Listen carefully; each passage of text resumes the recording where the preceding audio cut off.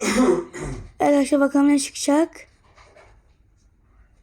Arkadaşlar otobüs çıktı. Otobüse sahip olacağız.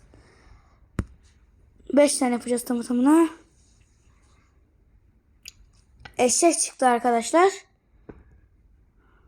Çok iyi gidiyoruz kesinlikle ya şu an.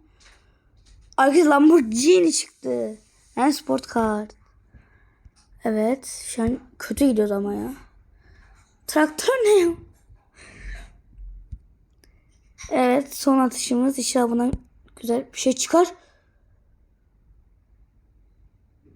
Hadi Resul. Ya motosiklet ne? Scooter ne? Evet arkadaşlar, yolcuya çıktığında bunlar yolcuya çıkacakmış. Evet, çok mantıklı. Neyse, görüşürüz arkadaşlar. Videomuz bu kadar.